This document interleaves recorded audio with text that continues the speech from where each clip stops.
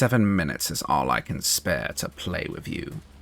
So we better make this quick. We are going to be an open hand monk thief rogue mix. This is going to give us up to 3 bonus actions between thief rogue's second bonus action as well as wholeness of body. We're also going to want things like patient defense because again, one of Wesker's whole things is that he just stands there and dodges or tanks every single thing that the player does. So being able to quickly dodge everything similar to his actual boss fights is going to be extremely fun, and it's something I wanted for this build, as well as the fact that that Wesker is just a very skilled martial artist in general.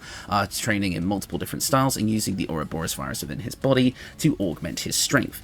So as such, we're going to be using potions of heal giant strength here, because Wesker does have to constantly inject himself with various chemicals and drugs in order to keep the virus under control and maintain his power. So for us, potions of giant strength are going to be doing that for us. By going open hand monk as well, we're also going to get access to the ability to add necrotic damage to all of our attacks, as you can see here, which felt appropriate for spreading necrotic damage and achieving complete global saturation. For this build, you're going to be playing as the Dark Urge. Playing as the Dark Urge is going to give us a very fun kind of villain storyline, which just makes sense for a Wesker build, as well as by the end of the game you are going to have access to the Slayer form. Every single Resident Evil final boss has this massive grotesque transformation, and for us that is going to be the Slayer form. Thought I'd try and work that in here somehow. As for your starting ability scores, they are going to look a bit weird. Strength is at 8, but that is because we are going to be using the Potions of Giant Strength in order to bump this up. We're going to have Dexterity at 16, because this is going to be great for our armor class, as we are going to wear light armor with this build, and we'll have a chance to bump this up a bit later. Constitution is going to be at 15. I wanted Constitution a bit high, and we are going to be able to bump this up with a half feat later. Intelligence is at 10. Yes, Wesker is one of the smartest people in all of Resident Evil, however, I couldn't really justify putting points into intelligence here. And wisdom is going to be at 16 because we want it for our monk abilities, and charisma unfortunately is at an 8. There is just no room for it on this build. But before we jump straight into the equipment, I will point out the feats that I chose for this build. The first one, obviously, is Tavern Brawler. Tavern Brawler is going to add our strength modifier twice to the attack and damage rolls of our unarmed strikes. Mix that with the Potions of Heal Giant Strength, and we have got an absolutely massive buff to our unarmed damage. As well as, this is an optional feat, but I absolutely recommend taking it, is the Tough Feat. The Tough Feat is going to give us an extra 2 HP for every level we have gained, which is going to give us a nice 123 HP when all is said and done. And finally, for my final feat, I did put an ability score improvement into Dexterity to give us slightly more AC. First up, our final dagger of the build is going to be the Blade of First Blood. Wesker is known for using a combat knife, both in Resident Evil and DBD, so I decided to give him a dagger for this build. And of course, if we're playing a Dark Urge, let's grab what is essentially the kind of end game weapon for Dirge. The Blade of the First Blood, while in our main hand, is going to give us access to a few abilities. Our critical hit threshold is going to be reduced by 1. We're going to get the ability to cast True Strike as a bonus action once per short rest,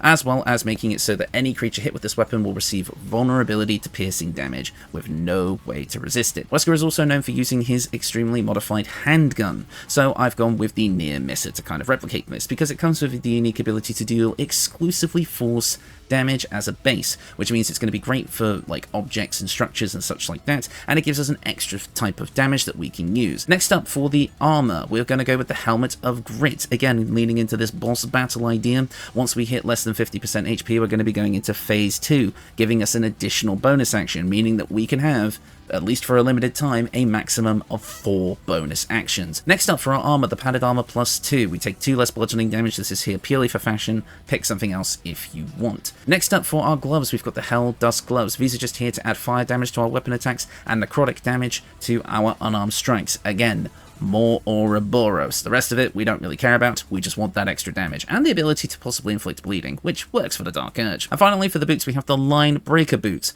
Once per turn, when you dash, you gain Wrath for 2 turns. Wrath is an amazing ability, giving you a +1 bonus to damage with melee weapons for every remaining turn of the condition, so we can bump up our dagger attacks even more by just dashing with one of our 4 bonus actions. Wesker has amazing regenerative capabilities, so we're going to go with the Ring of Regeneration, Regeneration to restore 1d4 hit points at the start of each turn, mix it with the Periapt of Wound Closure, meaning that whenever we are healed, we restore the maximum amount of hit points, so there's 4 HP guaranteed per turn, and whenever we are downed, we automatically stabilize, which means no death saving throws. However, we are going to combine this with the After Death Do Us Part ring, which means whenever the wearer is downed, we are going to rise once more with half of our hit points restored. But we are gripped by Shadow Possession, meaning that we go mad and attack everyone around us, but we do even more necrotic damage. Wesker going down in combat means that the Uroboros virus is able to fully take control, making him more powerful, but also making him completely crazy. But again, more necrotic damage, more Uroboros. Illithid Powers, which I would absolutely recommend for this build. Force Tunnel, allowing you to charge forward, pushing creatures away from you. Next up, Psionic Overload, allowing us to go into an even higher stage of evolution. Repulsor, which is going to allow us to deal 2d6 force damage and push anyone and everything back away from us for by about 6 meters. Next up, Mind Sanctuary. Once per long rest, we can create a kind of area around us, which means that while we're standing in that area, our actions and bonus actions are interchangeable, meaning that we essentially have those 4 bonus actions that we can use for anything, actions or bonus actions, meaning that our build will have complete and total flexibility for that short amount of time. Stage Fright. Your targets against this skill will have disadvantage on attack rolls and take 2 to 12 psychic damage each time they miss. An extremely powerful ability that I would absolutely not pass up. And then finally, some extra stuff. We're going to have Culver Weak, which means whenever we kill an enemy, it's going to deal a bit more damage, and it's also going to damage enemies around them. We're also going to have Displace, so if we do end up throwing enemies, they're going to take additional damage. You are going to be extremely powerful with this build. It's one of the strongest pure DPS builds I've made, with a ton of fun flavor and a unique mixture of game mechanics, as well as being able to play as a Dark Urge to get that full power.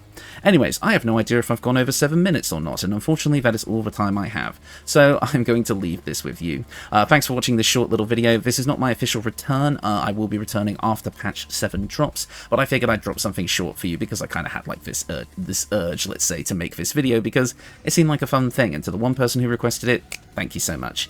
Anyways, that is going to do it from me. Thank you all so much for watching, and I really hope I didn't miss anything. Goodbye.